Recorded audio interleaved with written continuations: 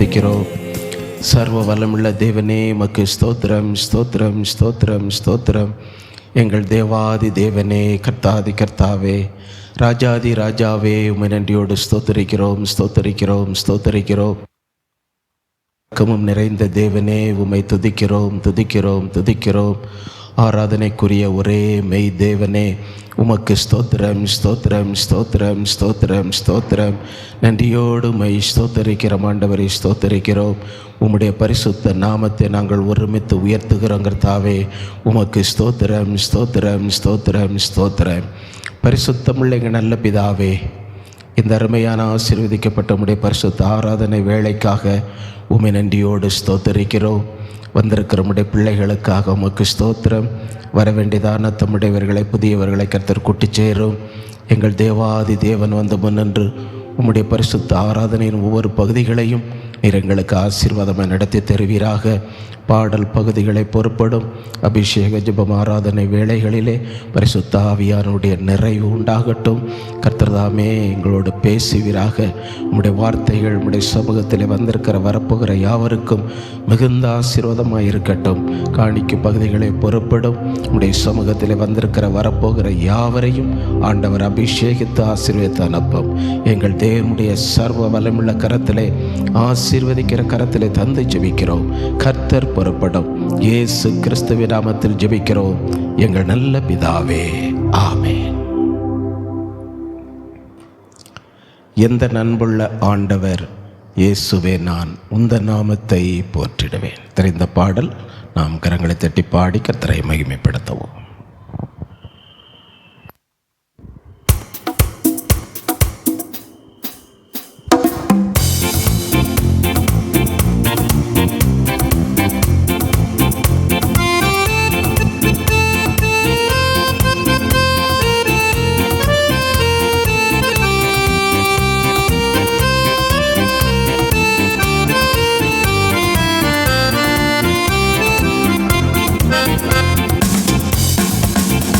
எந்த அன்புள்ள ஆண்டவரே இயேசுவே, நான் உந்த நாமத்தை போற்றிடுவே.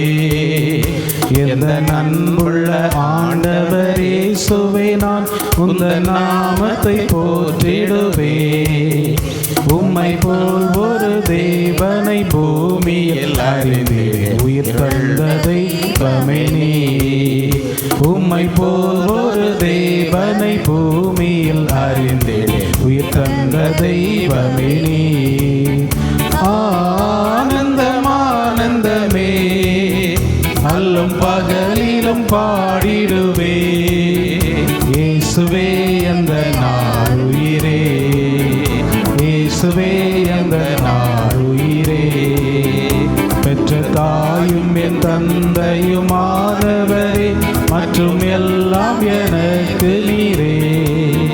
பெற்ற தாயும் என் தந்தையுமானவரே, மற்றும் எல்லாம் எனக்கு நீரே. வானம் பூமியும் யாவுமே மாறிடினும் நீரோ வாக்கு மாறாதவரே. வானம் பூமியும் யாவுமே மாறிடினும் நீரோ வாக்கு மாறாதவரே. ஆனந்தம் ஆனந்தமே, அல்லும் பகலிலும் பாடிடுவே. இயேசுவே அந்த நாளுயிரே, இயேசுவே அந்த நாளுயிரே. உயர் அடைக்கலத்தில் என்னை வைத்தவரே, உந்த நாமத்தை நம்பிடுவே. உயர் அடைக்கலத்தில் என்னை வைத்தவரே, உந்த நாமத்தை நம்பிடுவே. உம்மை போலாதி பூமியில் யாரையும் நம்பி உயிருள்ள தெய்வமே நீ. உம்மை அல்லாதி பூமியில் யாரையும் நம்பி உயிருள்ள தெய்வமே நீ. ஆனந்தம் ஆனந்தமே, அல்லும் பகலிலும் பாடிடுவே. இயேசுவே அந்த நாளுயிரே, இயேசுவே அந்த நாளுயிரே. எந்த சிறு ஸ்ரீகரே உம்மை நினைத்திடவே அந்த வாலிப நாட்களிலே எந்த சிருஷ்டிகரே உம்மை நினைத்திடவே அந்த வாலிப நாட்களிலே இந்த மாய உலகத்தை வெறுத்திட அழித்தீரே பரிசுத்த ஜீவியமே. இந்த மாய உலகத்தை வெறுத்திட அழித்தீரே பரிசுத்த ஜீவியமே. ஆனந்தமானந்தமே அல்லும் பகலிலும் பாடிடுவே இயேசுவே என்ற நாளுயிரே, இயேசுவே என்ற நாளுயிரே. வெள்ளியுமோ பெரும் பேர் புகழோ பண ஆஸ்தியும் நல்லவோ, பொன் வெள்ளியுமோ பெரும் பேர் புகழோ பண ஆஸ்தியும் நல்லவோ, பரலோகத்தின் செல்வமே என்னரும் இயேசுவே போதும் எனக்கு நீரே. பரலோகத்தின் செல்வமே என்னரும் இயேசுவே போதும் எனக்கு நீரே.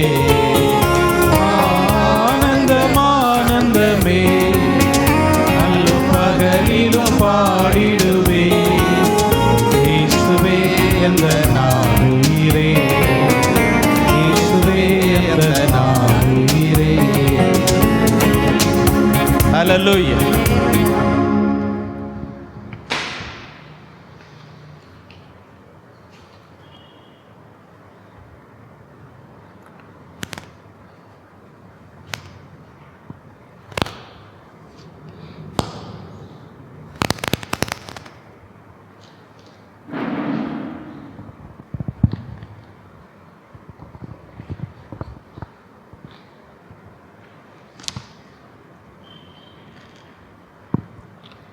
கொடுக்கப்பட்டிருக்கிறதான பாட்டுத்தாளிலே முதலாவது பாடல், அலங்கார வாசலாலே பிரவேசிக்க வந்து நிற்கிறோம்.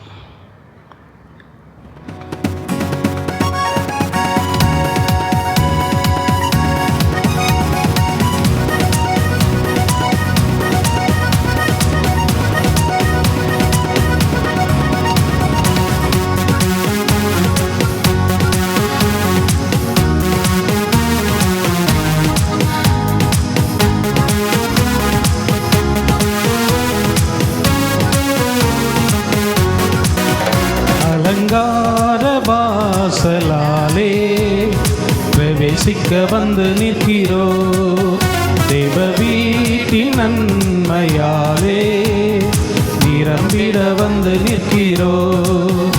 அலங்கார வாசலாலே பிரவேசிக்க வந்து நிற்கிறோ, தேவ வீட்டின் நன்மையாலே நிரம்பிட வந்து நிற்கிறோ. ஆராதிக்க வந்தோ, அன்பு கூற வந்தோ, யெகோவா தேவனையே. துதித்திட வந்தோ, தொழுதிட வந்தோ, தூயவரே சுவையே. ஆராதிக்க வந்தோ, அன்பு கூற வந்தோ, யெகோவா தேவனையே. துதித்திட வந்தோ, தொழுதிட வந்தோ, தூயவரே சுவையே. ஆலயம் செல்லுவதே அது மகிழ்ச்சியை தந்திடுமே, ஆலயம் செல்லுவதே அது மகிழ்ச்சியை தந்திடுமே. என் சபையுடனே உம்மை துதித்திடவே கிருபையும் கிடைத்திட்டதே, என் சபையுடனே உம்மை துதித்திடவே கிருபையும் கிடைத்திட்டதே. ஆராதிக்க வந்தோ, அன்பு கூற வந்தோ, யெகோவா தேவனையே. துதித்திட வந்தோ, தொழுதிட வந்தோ, தூயவரே சுவையே. ஆராதிக்க வந்தோ, அன்பு கூற வந்தோ, யெகோவா தேவனையே. துதித்திட வந்தோ, தொழுதிட வந்தோ, தூயவரே சுவையே. அலங்கார வாசலாலே பிரவேசிக்க வந்து நிற்கிறோம். தேவ வீட்டின் நன்மையாலே நிரம்பிட வந்து நிற்கிறோம். அலங்கார வாசலாலே பிரவேசிக்க வந்து நிற்கிறோம். தெய்வ வீட்டின் நன்மையாலே நிரம்பிட வந்து நிற்கிறோம்.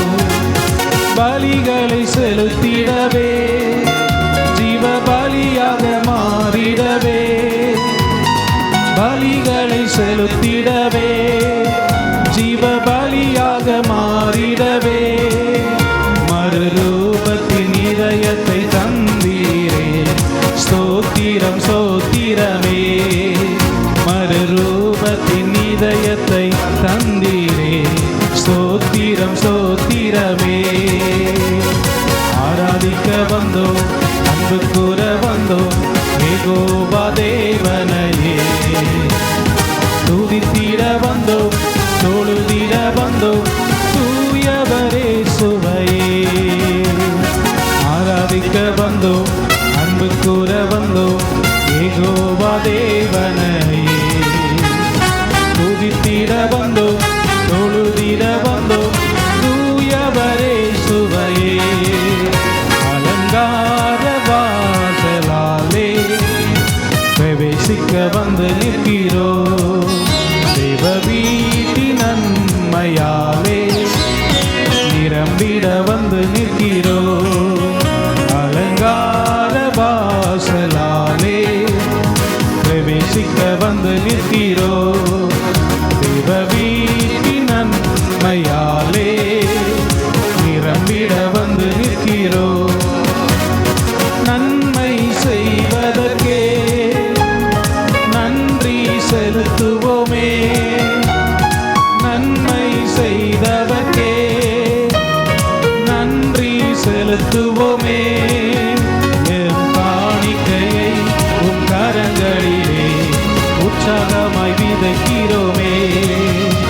எம் காணிக்கையை உம் கரங்களிலே உற்சாகமாய் விதைக்கிறோமே. ஆராதிக்க வந்தோம், அன்பு கூற வந்தோம், யெகோவா தேவனையே. துதித்திட வந்தோம், தொழுதிட வந்தோம், தூயவரே சுவையே. ஆராதிக்க வந்தோம், அன்பு கூற வந்தோம், யெகோவா தேவனையே. துதித்திட வந்தோம், தொழுதிட வந்தோம், தூயவரே சுவையே. அலங்கார வாசலாலே பிரவேசிக்க வந்து நிற்கிறோம். தேவ வீட்டின் நன்மையாலே நிரம்பிட வந்து நிற்கிறோம். அலங்கார வாசலாலே பிரவேசிக்க வந்து நிற்கிறோம். தேவ வீட்டின் நன்மையாலே நிரம்பிட வந்து நிற்கிறோம். ஆராதிக்க வந்தோம், அன்பு கூற வந்தோம், யெகோவா தேவனையே. துதித்திட வந்தோம், தொழுதிட வந்தோம், தூயவரே சுவையே. ஆராதிக்க வந்தோம், அன்பு கூற வந்தோம், யெகோவா தேவனையே. துதித்திட வந்தோம், தொழுதிட வந்தோம், தூயவரே சுவையே. ஹல்லேலூயா.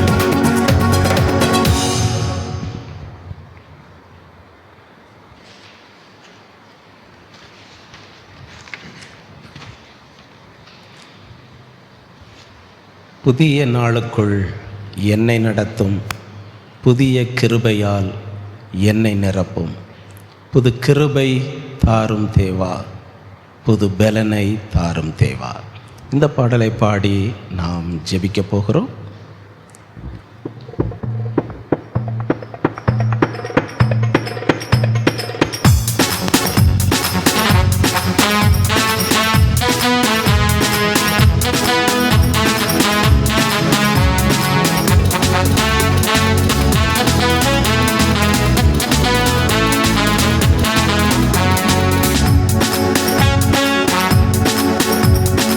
புதிய நாளுக்குள் என்னை நடத்தும், புதிய கிருபையால் என்னை நிரப்பு. புதிய நாளுக்குள் என்னை நடத்து, புதிய கிருபையால் என்னை நிரப்பு.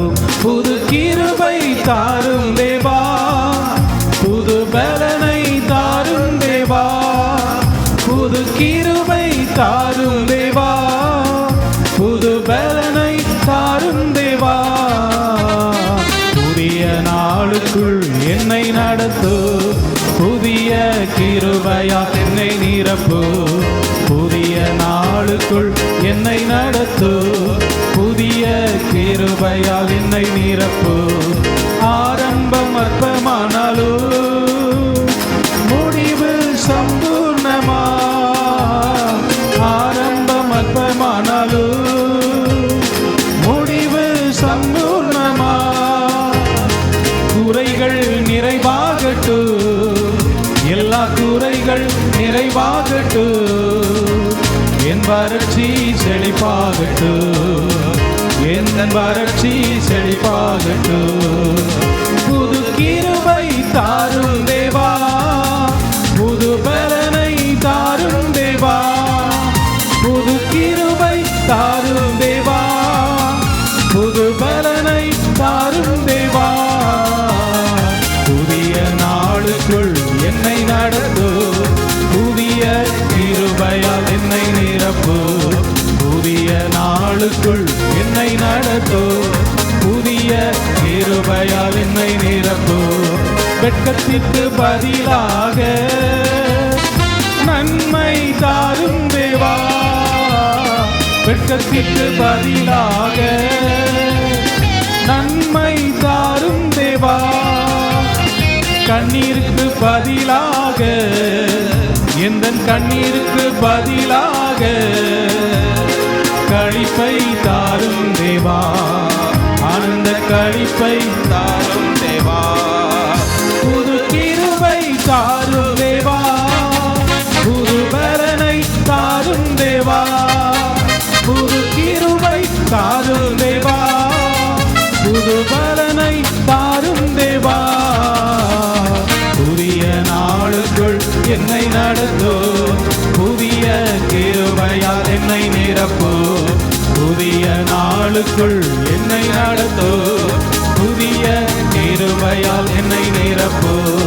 சவால்கள் சந்தித்திட இன்று உலகத்தில் ஜெயம் எடுக்க, சவால்கள் சந்தித்திட இன்று உலகத்தில் ஜெயம் எடுக்க.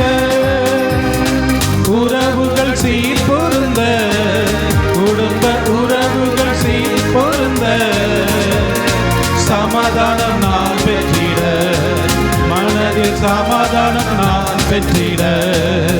புது கிருபை தாரும் தேவா, புது பலனை தாரும் தேவா, புது கிருபை தாரும் தேவா, புது பலனை தாரும் தேவா. புதிய நாளுக்குள் என்னை நடத்து, புதிய கிருபையால் என்னை நிரப்பு. புதிய நாளுக்குள் என்னை நடத்து, புதிய கிருபையால் என்னை நிரப்பு. ஆரம்பம் அற்பமானாலும் முடிவு சம்பூர்ணமா, ஆரம்பம் அற்பமானாலும் முடிவு சம்பூர்ணமா. குறைகள் நிறைவாகட்டு, எல்லா குறைகள் நிறைவாகட்டு, வறட்சி செழிப்பாகட்டு, எந்த வறட்சி செழிப்பாகட்டு. புது கிருபை தாரும் தேவா, புது பலனை தாரும் தேவா, புது கிருபை தாரும் தேவா, புது பலனை தாரும் தேவா. புதிய நாளுக்குள் என்னை நடத்து, புதிய கிருபையால் என்னை நிரப்பு. புதிய நாளுக்குள் என்னை நடத்து, புதிய கிருபையால் என்னை நிரப்பு. புதிய நாளுக்குள் என்னை நடத்து, புதிய கிருபையால் என்னை நிரப்பு. புது கிருபை தாரும் தேவா, புது பலனை தாரும் தேவா, புது கிருபை தாரும் தேவா,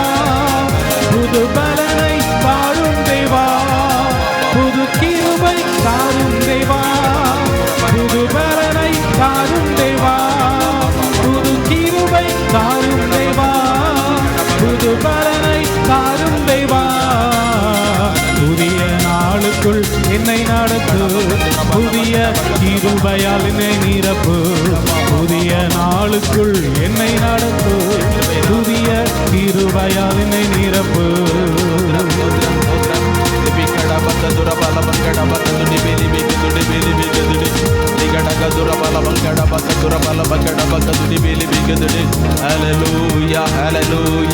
நன்றியோடுமை சோதரிக்கிறோம் சோதரிக்கிறோம் சோதரிக்கிறோம். மகிமையின் தேவனே உமக்கு சோதரம் சோதரம் சோதரம் சோதரம். உடைய புதிய கிருபைகளினால் எங்களை நிரப்பும் அப்பா, நிரப்பும் அப்பா. நன்றியோடுமை துதிக்கிறோம் துதிக்கிறோம் துதிக்கிறோம் துதிக்கிறோம். ஹல்லேலூயா ஹல்லேலூயா. ஸ்தோத்திரம் ஸ்தோத்திரம் ஸ்தோத்திரம். நன்றியோடுமை துதிக்கிறோம் ஆண்டவரே. ஹல்லேலூயா ஹல்லேலூயா ஹல்லேலூயா. ஸ்தோத்திரம் ஸ்தோத்திரம் ஸ்தோத்திரம் ஸ்தோத்திரம் ஸ்தோத்திரம். ஹல்லேலூயா. நன்றியோடுமை துதிக்கிறோம் ஆண்டவரே. மகிமையின் தேவனே உமக்கு ஸ்தோத்திரம் ஸ்தோத்திரம் ஸ்தோத்திரம் ஸ்தோத்திரம். ஹல்லேலூயா ஹல்லேலூயா. நீ எகிப்து தேசத்திலிருந்து புறப்பட்ட நாளில் நடந்தது போலவே உன்னை அதிசயங்களை காணப்பண்ணுவேன் என்று சொல்லு. தேவனுடைய பிள்ளையே, இந்த புதிய ஆண்டிலே நாம் நினைக்காத காரியங்களை காணும்படி, அதிசயமான காரியங்களை, ஜெயமான காரியங்களை, நன்மையான காரியங்களை நம் கண்கள் காணும்படி கர்த்தர் நமக்கு செய்ய போகிறபடியினாலே விசுவாசத்தோடு நாம் கரங்களை தட்டி கர்த்தரை மேன்மைப்படுத்துவோம். அல்லேலூயா. ஸ்தோத்திரம் ஸ்தோத்திரம். நன்றியோடுமை துதிக்கிறோம் ஆண்டவரே. நன்றியோடுமை ஸ்தோத்தரிக்கிறோம் ஸ்தோத்தரிக்கிறோம். அல்லேலூயா ஹல்லேலூயா ஹல்லேலூயா ஹல்லேலூயா. அதிசயமான காரியங்களை ஒருவேளை நம்முடைய கண்கள் காண முடியாவிட்டாலும் வேதம் சொல்லுகிறது, ஆண்டவர் அதிசயமான காரியங்களை காண செய்வேன் என்று சொல்லுகிறார். எனவே நாம் நினைக்காத காரியங்களை, ஜெயம் கிடைக்காது என்று நினைக்கிற காரியங்களை, நன்மை கிடைக்காது என்று நினைக்கிற காரியங்களை ஆண்டவர் அவைகள் எல்லாம் அதிசயமாக ஜெயமாய் நம்மை காண செய்ய போகிற தேவனாக இயேசு இருக்கிறபடினாலே நாம் கரங்களை தட்டி கர்த்தரை மேன்மைப்படுத்துவோம். அல்லேலூயா. நன்றியோடு உம்மை ஸ்தோத்தரிக்கிறோம் ஸ்தோத்தரிக்கிறோம் ஆண்டவரே, துதிக்கிறோம் ஆண்டவரே. அல்லேலூயா ஹல்லேலூயா. மகிமையின் தேவனே உமக்கு ஸ்தோத்திரம் ஸ்தோத்திரம் ஸ்தோத்திரம். அல்லேலூயா. கர்த்தர் என் பலன், அவர் என் கால்களை மான் கால்களைப் போலாக்கி உயரமான ஸ்தலங்களில் என்னை நடக்க பண்ணுவார் என்று வேதம் சொல்லுகிறது. தேவனுடைய பிள்ளையே, கர்த்தர் நமக்கு பலனாக இருக்க வேண்டும். அப்பொழுது கர்த்தர் நம்முடைய கால்களை மான் கால்களைப் போலாக்கி இப்பொழுது இருக்கிற நிலைமையை விட உயரமான ஸ்தலங்களிலே, உயர்ந்த நிலைமையிலே நம்மை வாழ வைக்க போகிறபடினாலே, நடக்க செய்ய போகிறபடினாலே விசுவாசத்தோடு நம் கரங்களை தட்டி கர்த்தரை மேன்மைப்படுத்துவோம். அல்லேலூயா. நன்றியோடு உம்மை ஸ்தோத்தரிக்கிறோம் ஸ்தோத்தரிக்கிறோம் ஆண்டவரே. மகிமையின் தேவனே உம்மை துதிக்கிறோம் துதிக்கிறோம் துதிக்கிறோம் ஆண்டவரே. அல்லேலூயா ஹல்லேலூயா. ஸ்தோத்திரம் ஸ்தோத்திரம் ஸ்தோத்திரம் ஆண்டவரே. நன்றியோடு உம்மை ஸ்தோத்தரிக்கிறோம். அல்லேலூயா. கர்த்தரை தேடுங்கள், அப்பொழுது பிழைப்பீர்கள் என்று வேதம் சொல்லுகிறது. கர்த்தரை நாம் தேட தேட எந்தெந்த பகுதியிலே நமக்கு ஜீவன் கிடைக்க வேண்டுமோ, ஜெயம் கிடைக்க வேண்டுமோ, அந்தந்த பகுதியிலே கர்த்தர் நம்மை பிழைக்க செய்ய போகிறபடினாலே, ஜெயம் கிடைக்க செய்ய போகிறபடினாலே ஒன்று கூட நாம் கரங்களை தட்டி கர்த்தரை மேன்மைப்படுத்துவோம். அல்லேலூயா. நன்றியோடு உம்மை ஸ்தோத்தரிக்கிறோம் ஸ்தோத்தரிக்கிறோம் ஆண்டவரே. அல்லேலூயா ஹல்லேலூயா. ஆவியான எங்கள் அன்பு தெய்வமே, அடியோரை ஆட்கொண்டு நடத்துமே. ஆவியான எங்கள் அன்பு தெய்வமே, அடியோரை ஆட்கொண்டு நடத்துமே. ஆட்கொண்டு எங்களை அனலாக்கும், ஆட்கொண்டு எங்களை அனலாக்கும். அன்பினால் என்று அலங்கரியோ, அன்பினால் என்று அலங்கரியோ. ஆவியான எங்கள் அன்பு தெய்வமே, அடியோரை ஆட்கொண்டு நடத்துமே. ஆவியான எங்கள் அன்பு தெய்வமே, அடியோரை ஆட்கொண்டு நடத்துமே. ஜெபிக்க வைக்கும் எங்கள் ஜெப வீரரே, துதிக்க தூண்டும் துணையாளரே. ஜெபிக்க வைக்கும் எங்கள் ஜெப வீரரே, துதிக்க தோண்டும் துணையாளரே, சாத்தானின் சகல தந்திரங்களை தகர்த்தெறிய வாருமையா, சாத்தானின் சகல தந்திரங்களை தகர்த்தெறிய வாருமையா, ஆட்கொண்டு எங்களை அனலாக்கு, ஆட்கொண்டு எங்களை அனலாக்கு, அன்பினால் என்று அலங்கரியோ, அன்பினால் என்று அலங்கரியோ, ஆவியான எங்கள் அன்பு தெய்வமே, அடியோரை ஆட்கொண்டு நடத்துமே, ஆவியான எங்கள் அன்பு தெய்வமே, அடியோரை ஆட்கொண்டு நடத்துமே, பலனில்லாத நேரங்களில்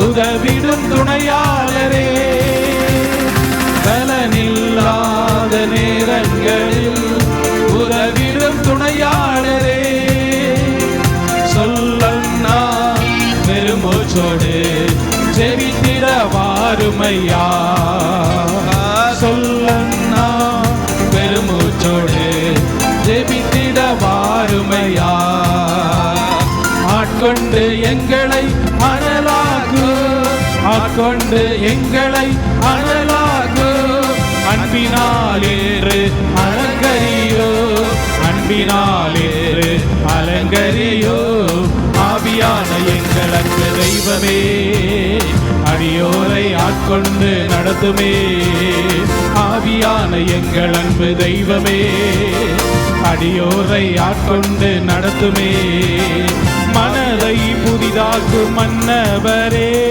மறுரூபமாக்குமையா, மனதை புதிதாக்கும் மன்னவரே, மறுரூபமாக்குமையா, ராஜாவின் இரண்டாம் வருகைக்காக என்னாலும் ஏங்கள் செய்யோ, இயேசு ராஜாவின் இரண்டாம் வருகைக்காக என்னாலும் ஏங்கள் செய்யோ, ஆட்கொண்டு எங்களை அனலாக்கு, ஆட்கொண்டு எங்களை அனலாக்கு, அன்பினால் இன்று அலங்கரியோ, அன்பினால் இன்று அலங்கரியோ, ஆவியான எங்கள் அன்பு தெய்வமே, அடியோரை ஆட்கொண்டு நடத்துமே, ஆவியான எங்கள் அன்பு தெய்வமே, அடியோரை ஆட்கொண்டு நடத்துமே, ஆவியான எங்கள் அன்பு தெய்வமே, அடியோரை ஆட்கொண்டு நடத்துமே, ஆவியான எங்கள் அன்பு தெய்வமே, அடியோரை ஆட்கொண்டு நடத்துமே, ஆவியான எங்கள் அன்பு தெய்வமே, அடியோரை ஆட்கொண்டு நடத்துமே. ஸ்தோத்திரிக்கிறோம் ஆண்டவரே, உம்மை துதிக்கிறோம் ஆண்டவரே, உம்மை துதிக்கிறோம் அப்பா, நன்றியோடு உம்மை ஸ்தோத்திரிக்கிறோம், ஸ்தோத்திரிக்கிறோம். ஹல்லேலூயா, ஹல்லேலூயா. ஆவியானவரே உம்மை துதிக்கிறோம், துதிக்கிறோம், துதிக்கிறோம். நன்றியோடு உம்மை ஸ்தோத்திரிக்கிறோம் ஆண்டவரே, நன்றியோடு உம்மை துதிக்கிறோம், துதிக்கிறோம், துதிக்கிறோம். ஹல்லேலூயா. தொடர்ந்து நாம் பரலோகமே உம்மை துதிப்பதால் என்ற பாடலை பாடி நாம் கர்த்தரை ஆராதிக்க போகிறோம். பரலோகமே உம்மை துதிப்பதால். ஹல்லேலூயா. ஸ்தோத்திரம்.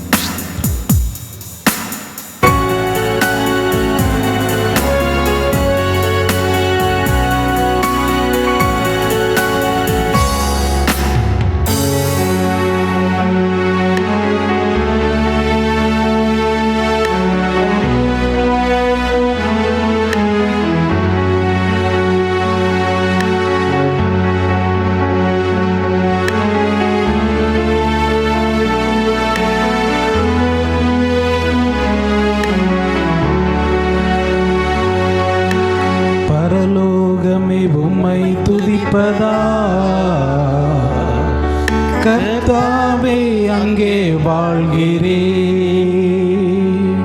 உம் ஆலயத்தில் உம்மை துதிக்கிறோ. கர்த்தாவே எழுந்தருளு, பரலோகமே உம்மை துதிப்பதா கர்த்தாவே அங்கே வாழ்கிறேன். ஆலயத்தில் உம்மை துதிக்கிறோ கர்த்தாவே எழுந்தருளும். துதிக்கிறோ துதிக்கிறோ ஒன்றாக கூடி துதிக்கிறோ. அல்லேலூயா துதிக்கிறோ துதிக்கிறோ ஒன்றாக கூடி துதிக்கிறோ. உம்மை துதிப்பதா கர்த்தாவே அங்கே வாழ்கிறேன். ஆலயத்தில் உம்மை துதிக்கிறோ கர்த்தாவே எழுந்தருளும். உந்தன் நாமம் உயர்த்தும் இடத்தில் அங்கே வாசம் நாமம் உயர்த்தும் இடத்தில் அங்கே வாசம் செய்வி. துதிக்கிறோ துதிக்கிறோ ஒன்றாக கூடி துதிக்கிறோ. அல்லேலூயா துதிக்கிறோ துதிக்கிறோ ஒன்றாக கூடி துதிக்கிறோ. பரலோகமே உம்மை துதிப்பதா கர்த்தாவே அங்கே வாழ்கிறேன். உம் ஆலயத்தில் உம்மை துதிக்கிறோ கர்த்தாவே எழுந்தருளோ. உம்மை போல் ஒரு தெய்வமில்லை சர்வ சிருஷ்டிகரே. உம்மை போல் ஒரு தெய்வமில்லை சர்வ சிருஷ்டிகரே. துதிக்கிறோ துதிக்கிறோ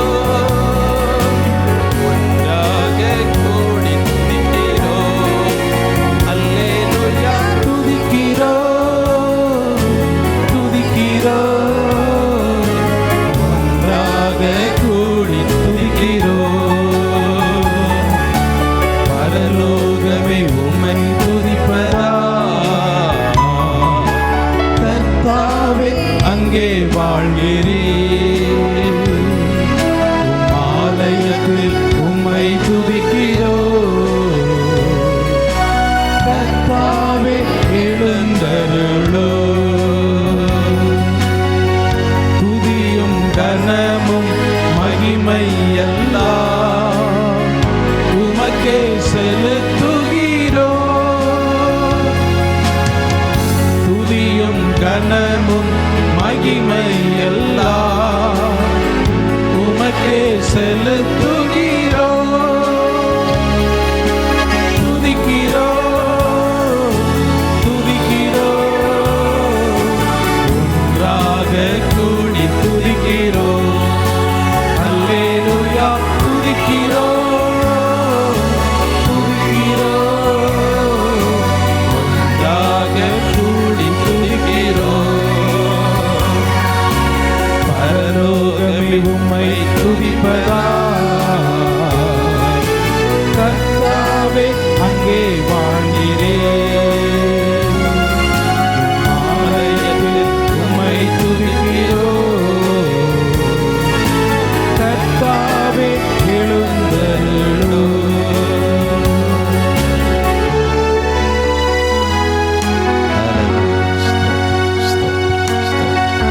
நன்றியோடு உம்மை ஸ்தோத்திரிக்கிறோம் ஸ்தோத்திரம்.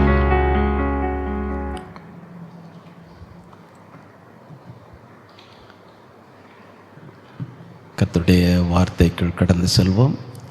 சரியான நேரத்தில் மழை வந்தபடினாலே சிலருக்கு வர முடியாவிட்டாலும் கர்த்தர் நம்மை கூட்டி சேர்த்திருக்கிறார்.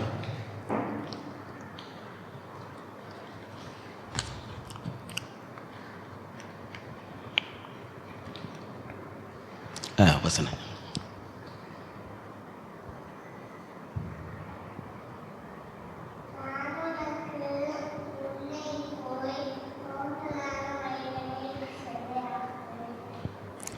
கரங்களை தட்டி ஹல்லேலூயா.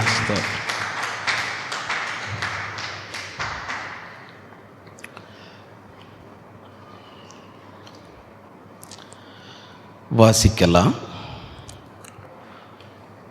1 நாளாகமம் 2 சாமுவேல் 23ஆம் அதிகாரம் 8ஆம் வசனம். 2 சாமுவேல் 23:8. 418வது பக்கம் என்று நினைக்கிறேன் பழைய ஏற்பாட்டில்.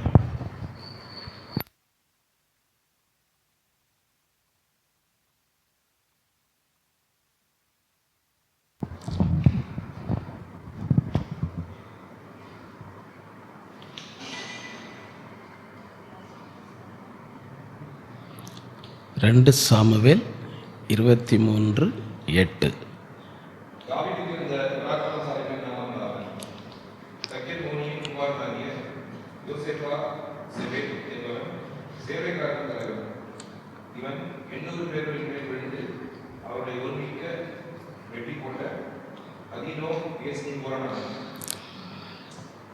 தலைகளை கவிழ்ந்து ஜெபிப்போம். நல்ல பிதாவே, உம்மை நன்றியோடு ஸ்தோத்தரிக்கிறோம், துதிக்கிறோம். உம்முடைய சமூகத்திலே நாங்கள் பாடி துதித்து மகிமைப்படுத்த நீர் எங்களுக்கு உதவி செய்தீரப்பா, உமக்கு ஸ்தோத்திரம். இப்பொழுதும் உம்முடைய கிருபையுள்ள வார்த்தைகளை கேட்கும்படியாக உம்முடைய சமூகத்திலே காத்திருக்கிறோம். கர்த்தருடைய ஆவியானவர் ஒருவரே எங்களோடு பேசும். சிறியவர்களாகிய நாங்கள் கேட்கிறோம். இயேசுவின் நாமத்தில் பிதாவே, ஆமென்.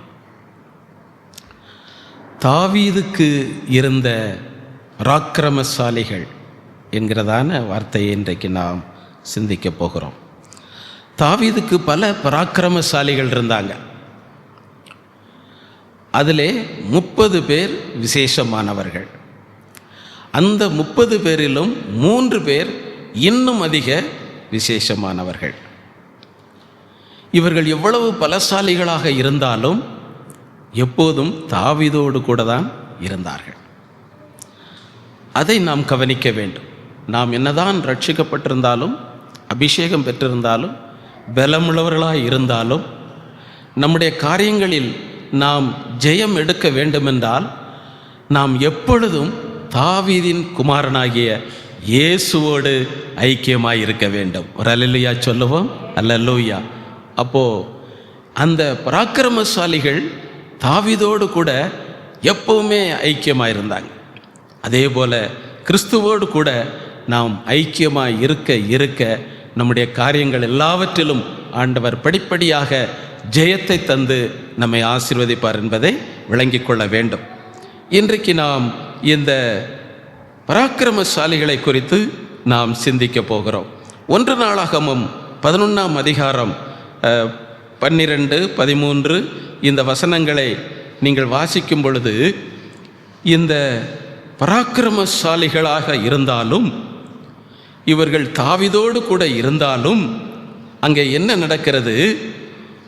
பெலிஸ்தர்கள் இஸ்ரவேலுக்கு விரோதமாக யுத்தம் செய்யும்படி கூடி வந்தார்கள் என்று அங்கே சொல்லப்பட்டிருக்கிறது. இவர்கள் பராக்கிரமசாலிகள் தான், தாவீதோடு ஐக்கியமாய்த்தான் இருக்கிறார்கள். ஆனாலும் யுத்தம் என்பது தேடி வந்து கொண்டிருக்கிறது. நாம் என்னதான் ரட்சிக்கப்பட்டிருந்தாலும், அபிஷேகம் பெற்றிருந்தாலும், இயேசுவோடு கூட நல்ல ஐக்கியமாக இருந்தாலும், தினந்தோறும் ஜெபம் பண்ணினாலும், வேத வாசித்தாலும், கர்த்தரை துதித்து மகிமைப்படுத்தினாலும், தேவையில்லாத பிரச்சனைகள் வந்து கொண்டிருக்கிறது, தேவையில்லாத தோல்விகள் வந்து கொண்டிருக்கிறது, தேவையில்லாத யுத்தங்கள் வந்து கொண்டிருக்கிறது என்கிற நிலைமையை நம்ம சந்திக்கக்கூடும். தேவனுடைய பிள்ளைகள் அந்த நேரத்திலே சோர்ந்து போகக்கூடாது. பலவிதமான யுத்தங்களை, போராட்டங்களை சந்திக்க வேண்டியது இந்த உலகத்தில் நமக்கு இருக்குது. யாருமே போராட்டங்களை, யுத்தங்களை சந்திக்காமல் சொகுசாக இந்த உலகத்திலே வாழ முடியாது. எனவே நாம் யுத்தங்களை சந்திக்கும் பொழுது அல்லது போராட்டங்களை சந்திக்கும் பொழுது, நமக்கு விரும்பாத சூழ்நிலைகளை நாம் சந்திக்கும் பொழுது நாம் என்ன செய்ய வேண்டும், அதில் ஜெயம் எடுக்க என்ன செய்யணும் அப்படின்னா, எண்ணாகமம் 10ஆம் அதிகாரம் 10ஆம் வசனத்தை நீங்கள் வாசிக்கும் பொழுதும் அங்கே சொல்லப்பட்டிருக்கிறது, உன் மகிழ்ச்சி நாளில் அல்லது பண்டிகை நாட்களில், உன்னுடைய மாத பிறப்புகளில், சர்வாங்க தகன பலி செலுத்தும் நாட்களில், இந்த நாட்களிலெல்லாம் நீங்கள் பூரிகைகளை ஊத வேண்டும் அப்படின்னு சொல்லியிருக்கு. இதெல்லாம் விசேஷமான நாட்கள். இந்த நாட்களில் நீங்கள் என்ன செய்யுங்க, எக்காலத்தை, பூரிகைகளை நீங்கள் சும்மா ஊதுனா போதும். ஆனால் யுத்தம் என்று வரும் பொழுது, போராட்டம் என்று வரும் பொழுது என்ன செய்ய வேண்டுமாம்? முந்தின வசனம் 9ஆம் வசனத்தை வாசிக்கும் பொழுது என்ன சொல்லப்பட்டிருக்கிறது? எண்ணாகமம் 10:9.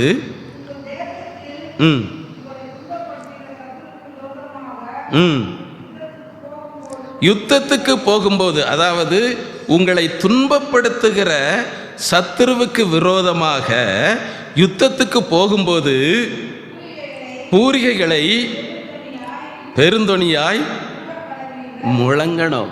அதாவது சும்மா உங்கள் பண்டிகை நாட்கள், பலி செலுத்துகிற நாள், மகிழ்ச்சி நாள், இந்த நாட்கள்லாம் நீங்கள் சும்மா ஊதுனா போதும். ஆனால் உங்களை துன்பப்படுத்துகிற சத்துருவுக்கு விரோதமாக, எது உங்களுக்கு வேதனையை கொடுக்கிற சூழ்நிலையோ, எந்த காரியம் உங்களோடு போராடி கொண்டிருக்கிறதோ, இதுக்கு விரோதமாக நீங்கள் போகும் பொழுது சும்மா பூரிகைகளை ஊதக்கூடாதாம். எக்காலத்தை சும்மா ஊதக்கூடாது. எப்படி ஊதுன்னு சொல்லப்பட்டிருக்கிறது?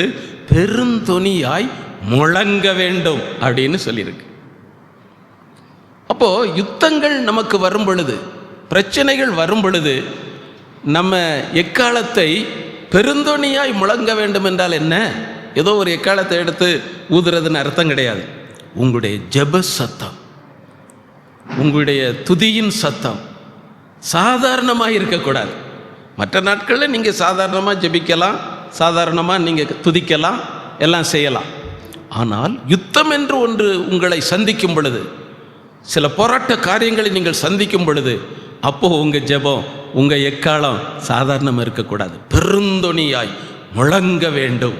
அப்போ தான் போராடி ஜெபம் பண்ணணும், இல்லை சத்தம் போட்டு ஜெபம் பண்ணணும், கர்த்தரை மகிமைப்படுத்தி ஜெபிக்கணும்.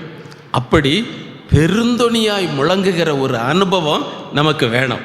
எப்பன்னா யுத்தம் வரும் பொழுது, பிரச்சனைகள் வரும் பொழுது. அப்படி நீங்கள் முழங்கி ஜெபிக்க கற்றுக்கொண்டால், அப்படி நீங்கள் பெருந்தொனியாய் முழங்கும் பொழுது, அதே வசனத்தை தொடர்ந்து வாசிங்க.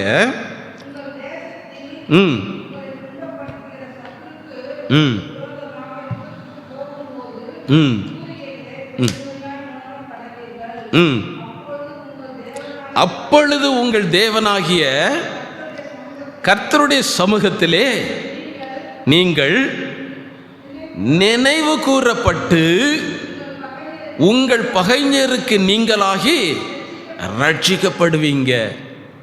அப்போ பெருந்தொனியாய் முழங்கும் பொழுது, பிரச்சனை நேரத்திலே, யுத்த நேரத்திலே, போராட்ட நேரத்திலே சாதாரண ஜெபம் ஆகாது. சாதாரண ஜெபத்தோடு நீங்கள் நிறுத்தக்கூடாது. உங்கள் ஜெபம் பெருந்தொனியாய் முழங்குகிற ஒரு ஜெபமாக இருக்கணும். போராடி ஜெபிக்கிற ஜெபம், உரத்த சத்தமாக ஜெபிக்கிற ஜெபம், அப்படிப்பட்ட ஒரு ஜெபம். அதுக்காக நீங்கள் அக்கம் பக்கத்தில் உள்ளவங்கள்லாம் கேட்கணும்னு அர்த்தம் இல்லை, முழு மனதோடு ஜெபிக்கிற ஒரு அனுபவம் தான் அது. அதுக்காக நம்ம சத்தம் போட்டு கத்தணுன்னு அவசியம் கிடையாது. முழு மனதோடு, முழு பலத்தோடு, முழு ஆத்மாவோடு கர்த்தரை நோக்கி கதறுகிற ஒரு ஜெபம், அதுதான் முழங்குகிற ஜெபம், பெருந்தொனியாய் முழங்குகிற ஜெபம். அதற்காக மாம்சத்தில் நம்ம சத்தம் போட்டு ஜெபிக்கணும்னு அர்த்தம் இல்லை. அப்படி ஜெபிக்கனாலும் உங்களுக்கு சொந்த விடனா ஜெபிக்கலாம். மற்றபடி நீங்கள் முழு மனதோடு ஜெபிக்கணும், கதறி ஜெபிக்கணும். அப்படி ஜெபிக்கும் பொழுது கர்த்தருடைய சமூகத்தில் நீங்கள் என்ன செய்யப்படுவீங்களா? தேவனால் நினைவு கூறப்படுவீங்க. என் மகன் எதுக்கு இவ்வளவு சத்தம் போட்டு ஜெபம் பண்ணுறா, என் மகன் எதுக்கு இப்படி கதறி ஜெபிக்கிறான் அப்படின்னு சொல்லி கர்த்தர் நம்முடைய அந்த முழக்கத்தின் ஜெபத்தை கேட்டு, பெருந்துணியாய் முழங்குகிற ஜெபத்தை கேட்டு நம்மை நினைவு கூறுவார். ஒரு அல்லேலூயா சொல்லுவோம். அல்லேலூயா. நம்ம வழக்கமாக ஜெபிக்கிற மாதிரி ஜெபிச்சுட்டு போனால், சரி பிள்ளை ஜெபம் பண்ணிட்டு போகிறான் அப்படின்னு சொல்லி அவர் விட்டுருவார். ஆனால் உங்களுக்கு யுத்த நேரங்கள், பிரச்சனை நேரங்கள், ஒரு காரியத்தில் நீங்கள் ஜெயம் எடுக்கணும், போராடத்தான் செய்யணுங்கிற சூழ்நிலை வரும் பொழுது உங்கள் ஜெபம் மாற வேண்டும், உங்கள் துதி மாற வேண்டும். அது முழு மனதோடு, முழு ஆத்மாவோடு, முழு பலத்தோடு ஜெபிக்கிற ஒரு அனுபவத்துக்குள்ளே நீங்கள் வந்துட்டீங்கன்னா கர்த்தர் உங்களை நினைவுகூறுகிறது மட்டுமல்ல, உங்கள் பகைஞருக்கு நீங்களாகி ரட்சிப்பார். எந்த பிரச்சனை உங்களுக்கு வேதனையை கொடுக்கிறதோ, எந்த போராட்டங்கள் உங்களோடு போராடி கொண்டிருக்கிறதோ, அவைகளுக்கு ஆண்டவர் உங்களை நீங்களாக்கி அவைகளிலிருந்து ரட்சிப்பார், ஜெயத்தை தருவார். ஒரு அல்லேலூயா சொல்லுவோம். அல்லேலூயா. இந்த சூழ்நிலையிலே நீங்கள் பெருந்தொனியாய் முழங்கி ஜெபிக்க வேண்டியது அவசியமாயிருக்கிறது. இல்லை, எனக்கு யுத்தத்தின் மேல் யுத்தம் வருது, கர்த்தர் இப்படித்தான் எனக்கு செய்கிறாரு அப்படின்னு சொல்லி சோர்ந்து போய் எலியா ஒரு பிரச்சனை வந்த உடனே சூரச்செடிக்கு அடியில் போய் என்ன செஞ்சிட்டான்? உட்காந்துட்டான், படுத்துட்டான். அப்படி வல்லமையான ஒரு தீர்க்கதரிசி தான். அவனுக்கு அந்த தலையை வெட்டிடுவேன்னு சொன்ன உடனே அவன் சோர்ந்து போயிட்டான். வானத்திலிருந்து அக்கினியெல்லாம் இறக்குனவன், எவ்வளவோ அற்புதங்களை செய்தவன். ஆனால் அந்த யுத்தத்தில் அவன் சூரச்செடியில் போய் படுத்துக்கிட்டான். என்னை எடுத்துக்கிடாண்டாரு அப்படின்னு சொல்கிறான். அப்படி அல்ல, தேவனுடைய பிள்ளைகள் யுத்தங்களை சந்திக்கும் பொழுது, நமக்கு தாங்க முடியாத போராட்டங்களை சந்திக்கும் பொழுது சூரச்செடிகளுக்கு அடியிலே படுத்து விடக்கூடாது, உட்கார்ந்துடக்கூடாது, கர்த்தரை கசந்து கொள்ளக்கூடாது. அந்த நேரத்தில் தான் உங்கள் பூரிகைகளை நீங்கள் பெருந்தொனியாய் முழங்க வேண்டும், நன்றாக ஜெபிக்க வேண்டும், நன்றாக பாட வேண்டும், துதிக்க வேண்டும், கர்த்தரை மகிமைப்படுத்த வேண்டும். அப்பொழுது கர்த்தர் உங்கள் காரியங்களை நினைவு கூறுவார், உங்களை நினைவு கூறுவார், உங்களுக்கு ரட்சிப்பையும் ஜெயத்தையும் தந்தே தீருவார். ஒரு அல்லேலூயா சொல்லுவோம். அல்லேலூயா. அடுத்தபடியாக யுத்தங்கள், பிரச்சனைகள் வரும்போது நமக்கு இருக்க வேண்டியது என்ன அப்படின்னா, யோசுவாவின் புஸ்தகம் 14ஆம் அதிகாரம் 11ஆம் வசனத்திலே காலேப்பு யோசுவா பார்த்து சொல்லுவார். யோசுவாவின் புஸ்தகம் 14ஆம் அதிகாரம் 11ஆம் வசனம். காலேப்பு என்ன சொல்கிறான்னா, அப்போது எனக்கு இருந்த பலன், நான் அந்த நாட்களில் யுத்தத்துக்கு போனேன் இல்லையா, அந்த நாட்களில் இருந்த பலன் இப்போதும் எனக்கு என்ன செய்து இருக்கிறது அப்படின்னு காலேப் சொல்வார். அந்த பலம் மட்டும் நமக்கு குறைஞ்சிடக்கூடாது. சரீர பலம் நாளாக நாளாக எல்லாருக்குமே குறையும், அது பிரச்சனை இல்லை. ஆனால் ஆவிக்குரிய பலன், அந்த ஜெபம், அபிஷேகத்தில் நிறைகிற அனுபவம், ரட்சிப்பின் சந்தோஷத்தில் நிறைகிற அனுபவம், இந்த பலம் மட்டும் உங்களுக்கு குறைஞ்சிடவே கூடாது. அதனால தான் காலேப்பு ஏனாக்கியர்கள், அதாவது நெடுவளத்தியாக இருப்பாங்க, அவங்கள கூட காலேப்பு ஜெயிச்சிட்டான். ஏன்னா அந்த பலன் குறையாதபடி பாதுகாக்கிறான், ஆவியின் பலன் குறையாதபடி பாதுகாக்கிறான். அப்படி நீங்கள் எந்த சூழ்நிலையிலும் உங்களுக்கு தேவன் தந்த அந்த ரட்சிப்பு, தேவன் தந்த அந்த அபிஷேகம், அந்த பலன் மட்டும் குறையக்கூடாது.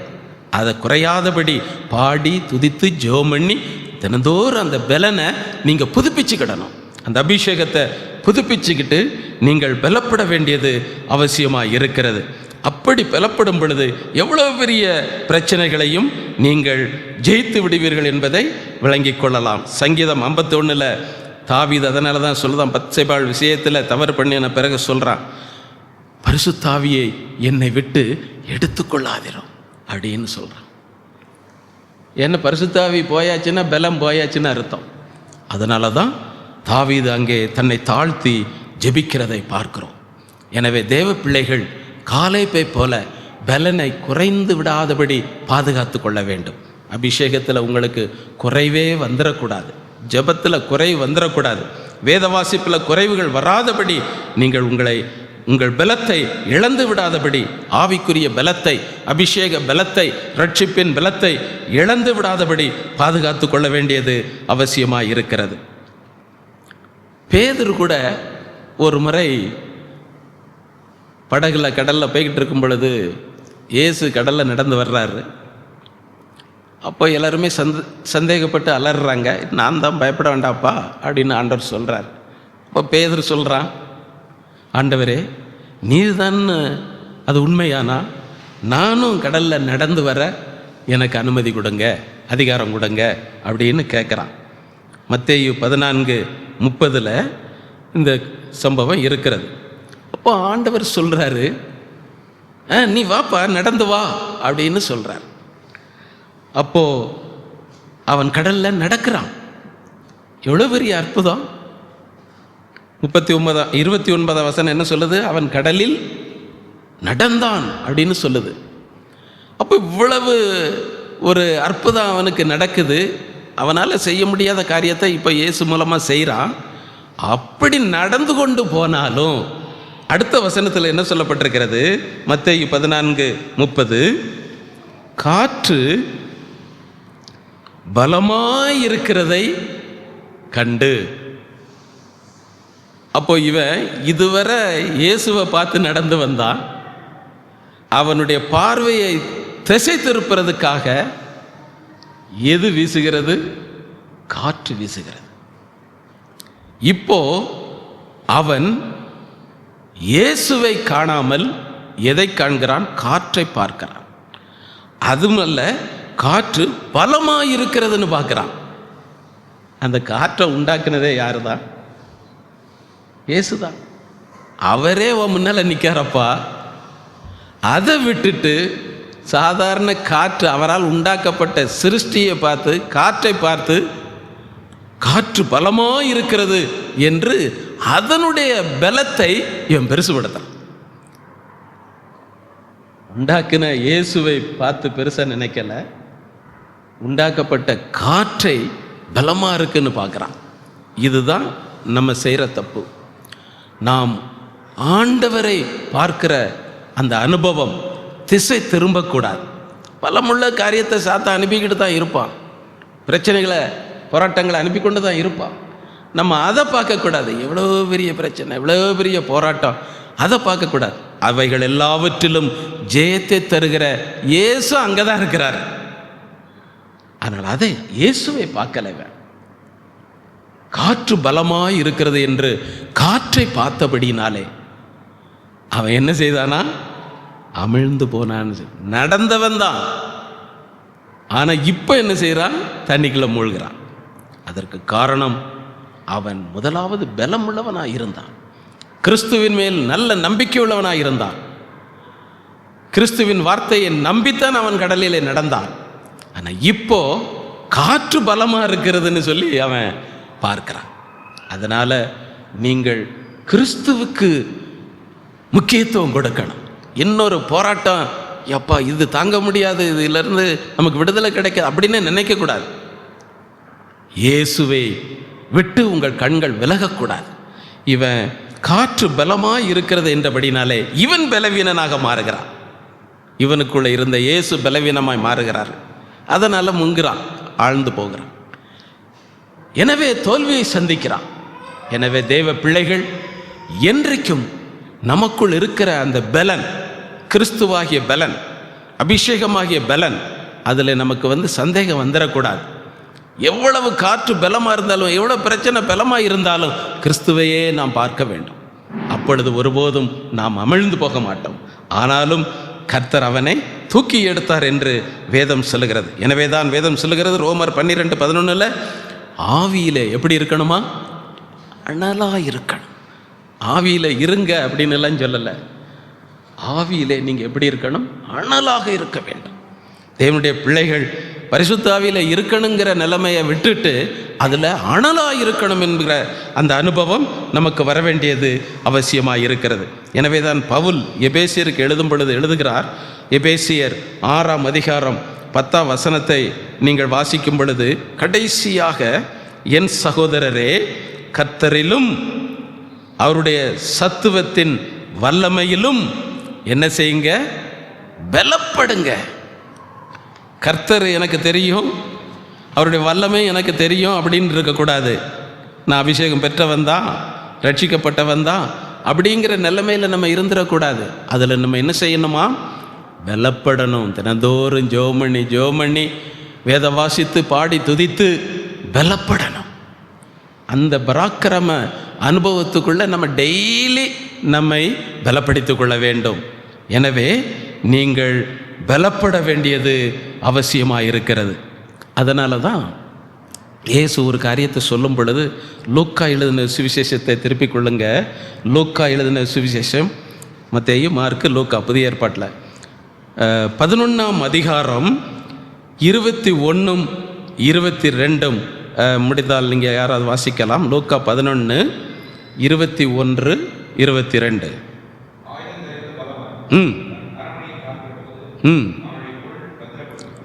ஆயுதம் தரிச்சிருக்கிற ஒரு பலவான் அவன் பாதுகாக்கும் போது தன்னுடைய பொருள் பத்திரப்பட்டிருக்கும். அவனிலும் அதிக பலவான் வந்து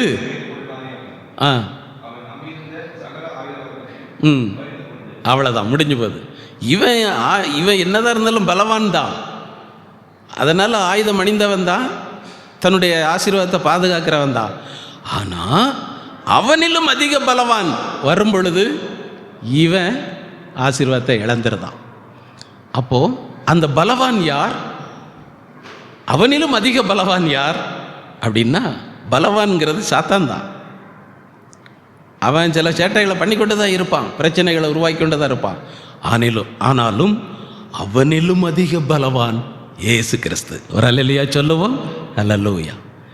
அவர் நமக்குள்ள எப்பவும் இருக்கணும். அந்த அதிகமான அந்த பலவான் என்கிற கிறிஸ்து, அந்த ரட்சிப்பு, அந்த அபிஷேகம் நமக்குள்ள இருந்துக்கிட்டே இருக்கும் என்றால் அந்த பலவானாகிய சத்துருவை நாம் எளிதில் ஜெயித்து விட முடியும். ஒரு அல்லேலூயா சொல்லுவோம். அல்லேலூயா. எனவே தான் தேவ பிள்ளைகள் பலத்தை, பராக்கிரமத்தை எப்பவும் பெற்றுக்கொள்ள வேண்டியது அவசியமாக இருக்கிறது. சரி, இப்போ இந்த பெலிஸ்தர்கள் யுத்தம் பண்ண வர்றாங்க இந்த பராக்கிரமசாலிகளோடு. அவங்க யுத்தம் பண்ணுறதுக்கு தெரிஞ்சுக்கிட்ட இடம் எது தெரியுமா? இஸ்ரவேலரோடு யுத்தம் பண்ண வராங்க பெலிஸ்தியர்கள். 1 நாளாகமம் 11ஆம் அதிகாரம் 13ஆம் வசனத்தை நீங்கள் வாசித்தீங்கன்னா, அவங்க யுத்தம் பண்ணதுக்கு தெரிஞ்சு கொண்ட இடம் எதுன்னு அங்கே சொல்லப்பட்டிருக்கிறது. அதாவது 1 நாளாகமம் 11, 13 நினைக்கிறேன். பெலிஸ்தர் பாஸ்தம்மில் இருக்கிற வார்கோதுமை நிறைந்த வயல் நிலத்தில் யுத்தத்திற்கு கூடி வந்தபோதுன்னு சொல்லப்பட்டிருக்கு. அப்போது சத்துருக்கள் யுத்தம் பண்ண தெரிஞ்சு கொண்ட இடம் எது தெரியுமா? வார்கோதுமை விளைஞ்சிருக்கிற பகுதி, அந்த வயல். வார்கோதுமைன்னா கோதுமையில் நல்ல உசத்தியான கோதுமைம்பாங்க, நல்ல ஃபஸ்ட்டு குவாலிட்டின்னு கூட சொல்லலாம். அதை ஆங்கிலத்தில் சொல்லியிருக்கு. அதை வந்து பார்லி, நம்ம பார்லி அரிசின்னு சொல்லுவோம் இல்லையா, பார்லி கஞ்சி குடிக்க அது ரொம்ப ஆரோக்கியம் அப்படின்னு பார்லியை குறித்து நிறைய நல்ல காரியங்கள் சொல்லியிருக்காங்க. உடல் ஆரோக்கியத்துக்கு ரொம்ப முக்கியம்னு சொல்லியிருக்காங்க. அந்த வார்கோதுமை விளைந்திருக்கிற பகுதியில் தான் பெலிஸ்தர்கள் யுத்தம் பண்ண வர்றாங்க. அப்போது எங்கே நம்ம ஆசீர்வாதமாக செழிப்பாக வாழ நாம் சந்தோஷமாக வாழுகிறோமோ அங்கே தான் என்ன வருவான்? சாத்தான் வருவான். சந்தோஷமாக வாழக்கூடாது, செழிப்பாக வாழக்கூடாது, நிம்மதியாக வாழக்கூடாது அப்படின்னு சொல்லி சத்துருவானவன் யுத்தம் பண்ணதுக்கு சூழ்நிலைகளை கொண்டு வந்துக்கிட்டே இருப்பான். தேவ பிள்ளைகள் தான் அந்த பராக்கிரம நிலைமை இழந்துடக்கூடாது. அந்த வார்கோதுமை ஏன் அழிச்சிடணும்?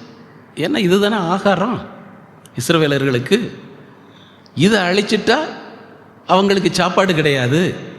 அதனால் சத்துரு இஸ்ரவேலருக்குரிய மேன்மையான ஆசீர்வாதத்தை அழித்து விடும்படி அந்த வார்கோதுமை உள்ள இடத்துல யுத்தத்துக்கு வர்றாங்க. வார்கோதுமையை அழிப்பது என்பது என்ன அப்படின்னு தீர்க்கதரிசி யோவேல் சொல்லுகிறார். யோவேல் 1ஆம் அதிகாரம் 11ஆம் வசனத்தை நீங்கள் வாசித்தீங்கன்னா, வார்கோதுமை அழிக்கப்பட்டால் பயிரிடும் குடிகளுக்கு அது வெட்கம் என்று வேதம் சொல்லுகிறது. அப்போது வார்கோதுமை அழிச்சாச்சுன்னா ஆகாரமும் போச்சு, ரெண்டாவது அது இஸ்ரவேலருக்கு என்னது? வெட்கம்.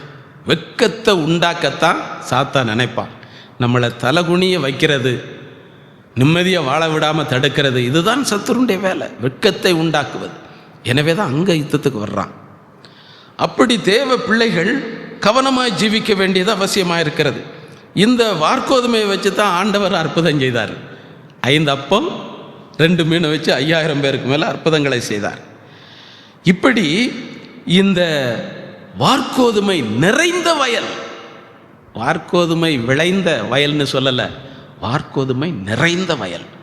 வயல் முழுவதும் எப்படி இருக்கிறது? ஆசீர்வாதத்தினால நிறைஞ்சிருக்கு. அங்கே தான் யுத்தத்துக்கு வருவாங்க. நீங்கள் நல்ல சந்தோஷமாக, செழிப்பாக, மகிழ்ச்சியாக, ஆரோக்கியமாக, நல்ல பண வருமானம், நல்ல ஆவிக்குரிய நிலைமையில் உயர்வு, இப்படி வாழும் பொழுது தான் யுத்தங்கள் வரும். அப்போ நம்ம ஜாக்கிரதையாக இருக்கணும். அந்த இடத்தில் தான் யுத்தத்துக்கு வர்றாங்க. தேவ பிள்ளைகள் மிக மிக ஜாக்கிரதையாக இருக்க வேண்டியது அவசியமாக இருக்கிறது. எனவே அந்த வார்கோதுமை நிறைந்த வயல், நீங்கள் ரொம்ப செழிப்பாக இருக்கிறேன், ஆசீர்வாதமாக இருக்கேன், சந்தோஷமாக இருக்கேன் அப்படிங்கிற நேரத்தில் நீங்கள் ரொம்ப ஜாக்கிரதையாக வாழ வேண்டும். ரொம்ப ஜாக்கிரதையான என்ன? உங்கள் ஜெபத்தில் ஜாக்கிரதையாக இருக்கணும், வேத வாசிப்பில், ஆராதனையில், வேத உபவாசத்தில், எல்லாத்துலேயும் ஜாக்கிரதையாக இருக்க வேண்டும். அதைத்தான் ஆவியானவர் வலியுறுத்துகிறார். ஆண்டவர் வார்கோதுமை நிறைந்த வயலை கொடுத்திருந்தாலும் சத்துரு அங்கே தான் வர்றான். அதை அழிக்கணும், அவங்களுக்கு வெட்கத்தை உண்டாக்கணும் அப்படின்னு சொல்லி பிரச்சனைகள், போராட்டங்களை அங்கே கொண்டு வருகிறதை நாம் பார்க்கிறோம். எனவே தேவ பிள்ளைகள் ஒருபோதும் சோர்ந்து விடக்கூடாது.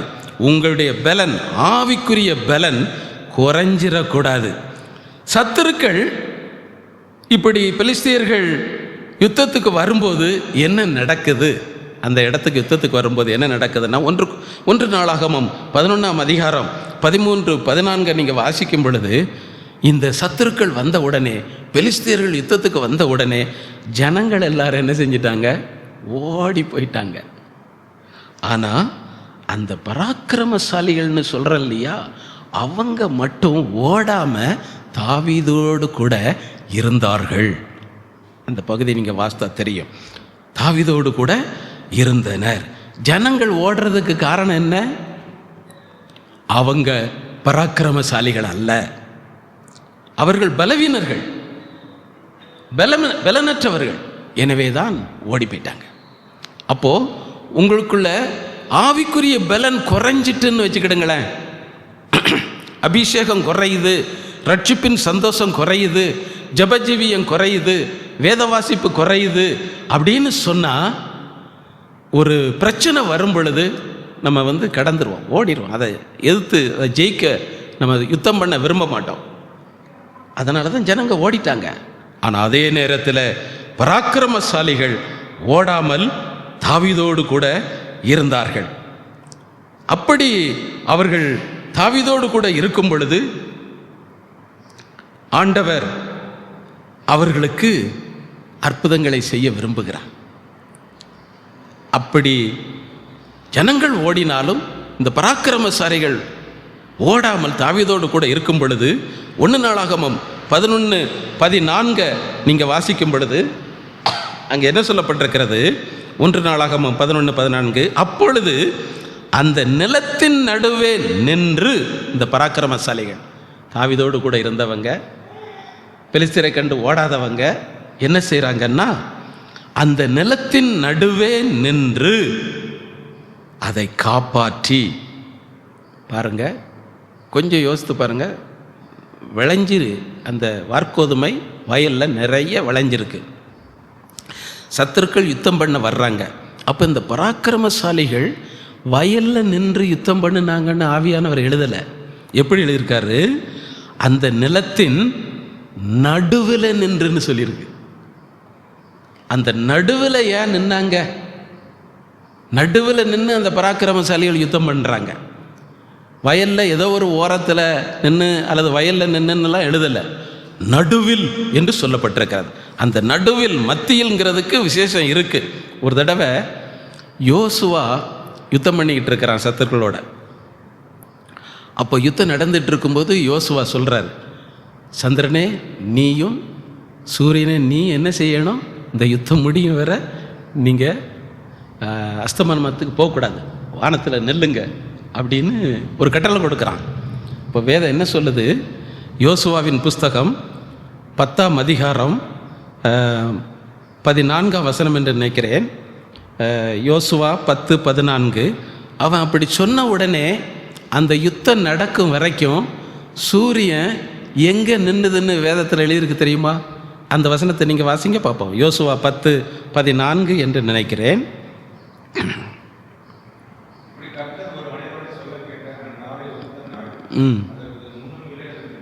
13ஆம் வசனமா அப்போ?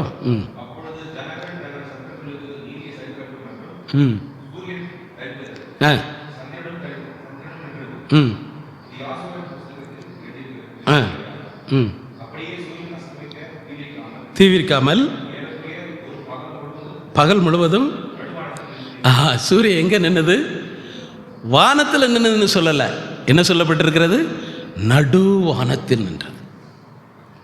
நடுவானம், அதாவது நடுவானம்னா என்ன குறிக்குது? அந்த சூரிய பிரகாசம் உச்சம். காலையிலேருந்து நடுவானத்துக்கு போக வர பிரகாசம் கூடிக்கிட்டே இருக்கும். நடுவானத்தை தாண்டின பிறகு சூரிய பிரகாசம் குறைஞ்சிக்கிட்டே இருக்கும். அப்போது நடுவானத்தில் நிற்கிறது சூரியன். ஏன் ஆண்டவர் இப்படி எழுதியிருக்காரு? ஏன் நடுவானத்தில் ஆண்டவர் சூரியனை நிப்பாட்டியிருக்காரு? அதுக்கு விளக்கம் இருக்குது. அந்த 14ஆம் வசனத்தை வாசிங்க.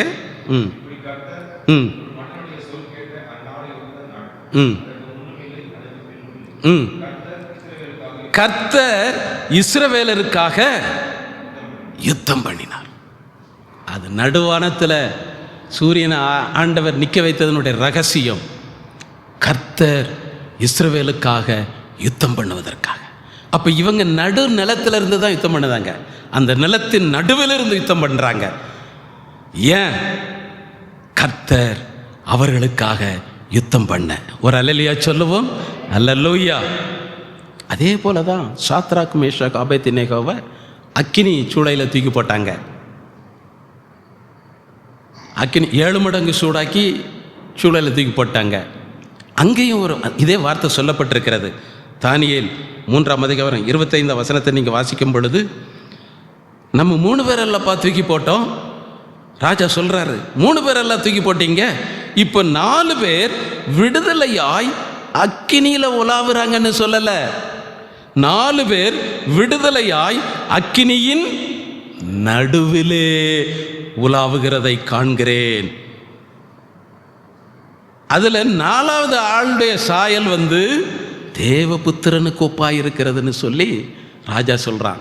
நேபுகாத்நேச்சார் அங்கே அக்கினியின் நடுவில் உலாவிக் கொண்டு இருக்கிறாங்களாம். அக்கினி எல்லா இடமும் சூடாக தான் இருக்கும். ஆனால் அந்த சூளையின் நடுவில் தான் கடுமையான உஷ்ணம் இருக்கும். ஆனால் அந்த இடத்துல தான் அவங்க உலாவிக்கிட்டு இருக்கிறாங்க, நடுவில் தான். ஏன் உலாவ முடியுதுன்னா தேவகுமாரன் அவர்களுக்காக அங்கே இருக்கிறார். ஒரு அல்லேலூயா சொல்லுவோம். அல்லேலூயா. அப்போது அந்த வார்க்கோதுமை நிறைந்த அந்த நிலத்திலே இவர்கள் நடுவில் இருந்து யுத்தம் பண்ணினபடினாலே, கர்த்தர் அவர்களோடு கூட இருந்து யுத்தம் பண்ணினபடினாலே, கர்த்தர் கிரியை செய்தபடினாலே பெலிஸ்தியர்களை துரத்தி விட்டார்கள். ஒரு அல்லேலூயா சொல்லுவோம். அல்லேலூயா. அப்போ தேவனுடைய பிள்ளைகள் யுத்தங்கள், போராட்டங்கள், பிரச்சனைகள் வரும்பொழுது நீங்கள் பராக்கிரமசாலியாய் இருக்க வேண்டும். அபிஷேகத்திலே, ஜெபத்திலே குறைவு பட்டுவிடவே கூடாது. இந்த புது ஆண்டிலே உங்களுடைய ஜெப ஜீவியம், வேத வாசிப்பு அதிகரிக்க வேண்டும். அப்படி நீங்கள் பலப்படும் பொழுது உங்களுக்குரிய ஆசீர்வாதங்களை, வார்க்கோதுமை நிறைந்த உங்கள் வயல்வெளிகளை, உங்கள் ஆசீர்வாதங்களை, நன்மைகளை, ஆவிக்குரிய நன்மைகளை சத்துரு தொடாதபடி அல்லது பறித்து கொண்டு போகாதபடி நீங்கள் நல்ல யுத்தம் பண்ணுகிறவர்களாக, ஆவியின் நிறைவுள்ளவர்களாக வாழும் பொழுது கர்த்தர் உங்களுக்காக யுத்தம் பண்ணி உங்களுக்கு இந்த புது ஆண்டிலே ஜெயத்தை தருவார். ஒரு அல்லேலூயா சொல்லுவோம். அல்லேலூயா. எனவே தான் சங்கீதக்காரன் சொல்லுகிறான், சங்கீதம் 18:39 சொல்லுகிறான், யுத்தத்திற்கு நீர் என்னை பலத்தால் இடைகட்டி என்மேல் எழும்பினவர்களை என் கீழ் மடங்க பண்ணினீர் அப்படின்னு சொல்கிறோம். எனவே தேவனுடைய பிள்ளைகள் ஆவிக்குரிய ஜீவியத்திலே பராக்கிரமசாலிகளாக இருக்க வேண்டியது அவசியமாய் இருக்கிறது. கடைசியாக 1 சாமுவேல் 16ஆம் அதிகாரம் 18ஆம் வசனத்தை வாசிக்கும் பொழுது தாவீதை குறித்து சவுலிடத்திலே சொல்கிறாங்க. தாவீதை குறித்து சவுலிடத்திலே சொல்கிறாங்க. என்ன சொல்கிறாங்க அதை நீங்கள் வாசிங்க, முடிப்போம். 18-19 வாசிக்கணும். 1 சாமுவேல் 16-18 முதல்ல வாசிங்க. 1 சாமுவேல் 16.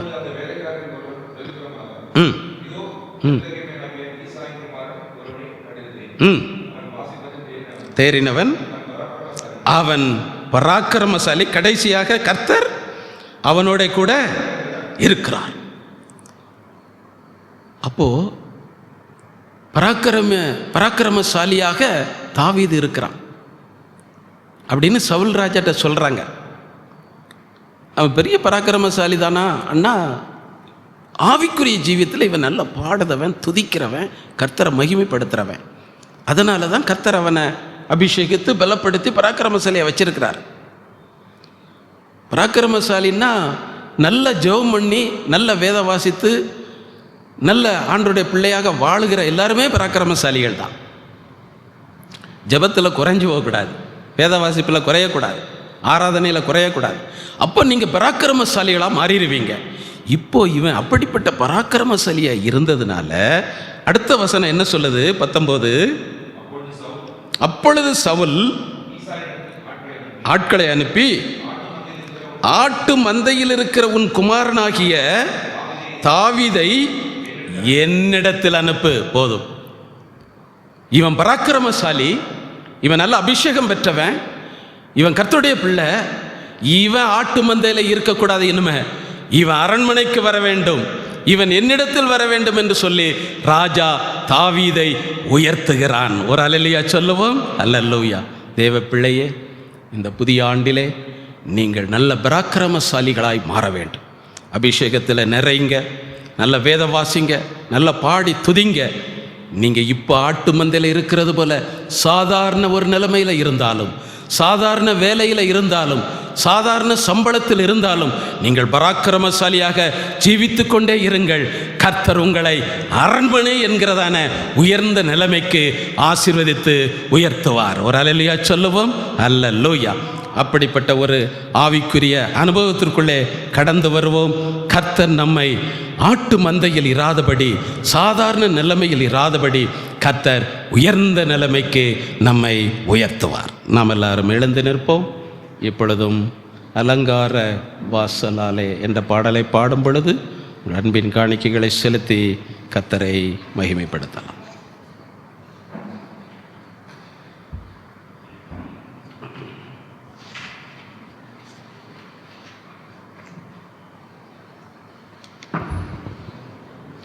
அலங்கார வாசலாலே பிரவேசிக்க வந்து நிற்கிறோ, தேவ வீட்டின் நன்மையாலே நிரம்பிட வந்து நிற்கிறோ.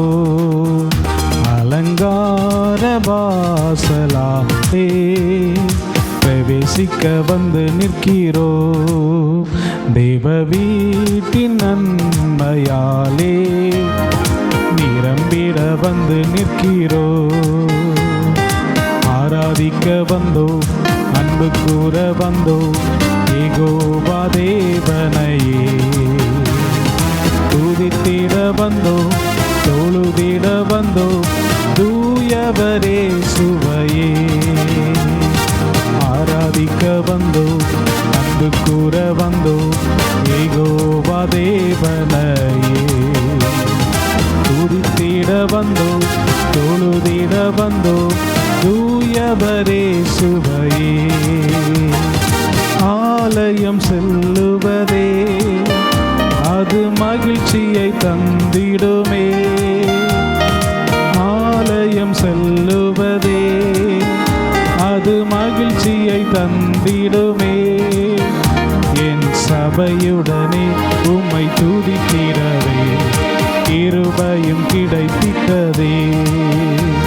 என் சபையுடனே உம்மை துதித்திடவே கிருபையும் கிடைத்திட்டதே.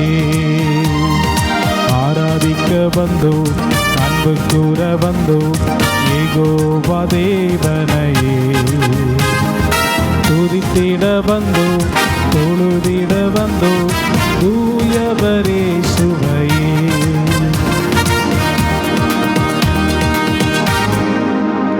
ஹல்லேலூயா. நன்றியோடு உம்மை ஸ்தோத்தரிக்கிறோம் ஆண்டவரே, துதிக்கிறோம். நீர் எங்களோடு பேசின வார்த்தைகளுக்காக உமக்கு ஸ்தோத்திரம்ப்பா. தாவீதோடு கூட இருந்த பராக்கிரமசாலிகளை குறித்து நாங்கள் ஒரு சிறு காரியங்களை கற்றுக்கொள்ள நீர் எங்களுக்கு உதவி செய்தீர். இந்த புதிய ஆண்டிலே காலேபை போல அன்றைக்கு இருந்த பலன் இன்றைக்கும் எனக்கு இருக்கிறது என்கிற விதத்திலே ரட்சிக்கப்பட்ட பொழுதிருந்த அந்த ரட்சிப்பின் சந்தோஷம், அபிஷேகம் பெற்ற பொழுதிருந்த அந்த அபிஷேகம் இன்றைக்கும் குறையாமல் பாதுகாத்து கொள்ள வேண்டியது அவசியமாயிருக்கிறது. வார்கோதுமை நிறைந்த வயல்வெளியிலே நீங்கள் ஆசீர்வாதத்தோடு சந்தோஷத்தோடு மகிழ்ச்சியோடு வாழும் பொழுது, பெலிஸ்தியர்கள் என்ற சத்துருக்கள் பிரச்சனைகளை கொண்டு வரும் பொழுது நீங்கள் உங்கள் வயலின் நடுவிலே நிற்க வேண்டியது அவசியமாயிருக்கிறது. உங்கள் ஆவிக்குரிய பலனை பெருந்தொனியாய் உங்கள் பூரிகைகளை முழங்க வேண்டியது அவசியமாயிருக்கிறது. உங்கள் ஜெபம் குறைந்து போகக்கூடாது. யுத்தம் என்று ஒன்று வரும் பொழுது, பிரச்சனைகள் என்று ஒன்று வரும் பொழுது நீங்கள் பெருந்தொனியாய் முழங்கி ஜெபியுங்கள். பரிசுத்த ஆவியின் அனுபவத்திலே, அந்த ஆவிக்குரிய நிலைமையிலே, பரிசுத்த ஆவியிலே நிறைந்து ஜெபியுங்கள். வேத வாசிப்பை இன்னும் அதிகப்படுத்துங்கள். பாடி துதியுங்கள், மகிமைப்படுத்துங்கள். பராக்கிரமசாலிகளாக நீங்கள் மாறுங்கள். அப்படி நீங்கள் அந்த பராக்கிரமம் என்கிற நடுவில் இருந்து நீங்கள் யுத்தம் பண்ணும் பொழுது கர்த்தர் உங்களுக்காக யுத்தம் பண்ணுவார். கர்த்தர் உங்களோடு சேர்ந்து யுத்தம் பண்ணுவார். அப்பொழுது பெலிஸ்தியர்கள் ஓடி போனது போல, தங்கள் ஆசீர்வாதத்தை பாதுகாத்தது போல, உங்களுக்கு விரோதமாய் வந்த சூழ்நிலைகள், பிரச்சனைகள் எல்லாம் ஓடிப்போய் நீங்கள் ஆசீர்வாதத்தோடு வாழுவீர்கள். நீங்கள் பராக்கிரமசாலிகளாய் ஜீவிக்க ஜீவிக்க, அபிஷேகத்தில் நிறைந்து ஜீவிக்க ஜீவிக்க, இப்பொழுது நீங்கள் ஒரு சாதாரண நிலைமையிலே, சாதாரண வேலையிலே இருந்தாலும், தாவீது என்ற பராக்கிரமசாலி இனிமேல் அவன் ஆட்டு மந்தையில் இருக்கக்கூடாது, அவன் அரண்மனைக்கு வர வேண்டும் என்று அழைக்கப்பட்ட அந்த அழைப்பு உங்களுக்கு வரும். புது ஆண்டிலே நீங்கள் பராக்கிரமசாலியாய் ஜீவிக்க ஜீவிக்க, இப்பொழுது இருக்கிற நிலைமையில் இருந்து அரண்மனை என்கிறதான உயர்ந்த நிலைமைக்கு கர்த்தர் உங்களை உயர்த்துவார். அப்படிப்பட்ட ஒரு நாளை நீங்கள் காணப்போகிறீர்கள். எனவே ஆவிக்குரிய ஜீவியத்திலே பலவான்களாய் மாறுங்கள். கர்த்தர் உங்களை உயர்த்துவார். நல்ல பிதாவே, உம்மை நன்றியோடு ஸ்தோத்தரிக்கிறோம், துதிக்கிறோம். உம்முடைய பிள்ளைகள் உம்முடைய சமூகத்திலே செலுத்தின அன்பின் காணிக்கைகளை ஆசீர்வதியும். வேண்டிய பிரதிபலனும் ஆசீர்வாதத்தை நூறத்தனையாய் கொடும். உம்முடைய வார்த்தைகள் தொடர்ந்து உம்முடைய பிள்ளைகளை ஆசீர்வதிக்கட்டும். அவர்களுடைய ஆவிக்குரிய நிலைமையிலே இன்னும் அவர்களை அபிஷேகித்து பலப்படுத்தும் ஆண்டவரே. பராக்கிரமசாலிகளாய் உம்முடைய பிள்ளைகளை மாற்றுவீராக. இன்னும் நன்றாக பாடட்டும், துதிக்கட்டும், வேதத்தை வாசிக்கட்டும், ஜெபிக்கட்டும் ஆண்டவரே. பராக்கிரமசாலிகளாக மாற்றுவீராக. எங்கள் தேவாதி தேவன் எல்லா சூழ்நிலைகளையும் ஜெயிக்கும்படியாக பராக்கிரமசாலியாக மாற்றி உம்முடைய பிள்ளைகளோடு கூட நீர் இருந்து உம்முடைய பிள்ளைகளுக்கு ஜெயத்தை தருவீராக. உம்முடைய பிள்ளைகள் இப்பொழுது இருக்கிற நிலைமையை காட்டிலும் ஒரு உயர்ந்த நிலைமைக்குள் நீர் நடத்தப் போகிறதற்காக உமக்கு ஸ்தோத்திரம். தொடர்ந்து நீர் அப்படி ஆசீர்வதித்து வழிநடத்துவீராக. தடைப்பட்டவர்களை நினைக்கிறோம், கர்த்தர் பொறுப்படுத்திக் கொள்ளும். தொடர்ந்து உம்முடைய பரிசுத்த நாமம் மகிமைப்படட்டும். இயேசுவின் நாமத்தில் பிதாவே, ஆமென். என் ஆத்துமாவே கர்த்தரை ஸ்தோத்தரி, என் முழு உள்ளமே அவருடைய பரிசுத்த நாமத்தை ஸ்தோத்தரி. என் ஆத்துமாவே கர்த்தரை ஸ்தோத்தரி, அவர் செய்த சகல உபகாரங்களை மறவாதே. நம்முடைய கர்த்தராகிய இயேசு கிறிஸ்துவினுடைய கிருபையும் பிதாவாகிய தேவனுடைய அன்பும் பரிசுத்த ஆவியினுடைய அந்யோன்ய ஐக்கியமும் சந்தோஷமும் சமாதானம் நம் அனைவரோடும் கூட என்றென்றைக்கும் இருப்பதாக. ஆமென். அல்லேலூயா, அல்லேலூயா, அல்லேலூயா. எல்லாரும் ஸ்தோத்திரம். கர்த்தர் உங்களை ஆசீர்வதிப்பாராக.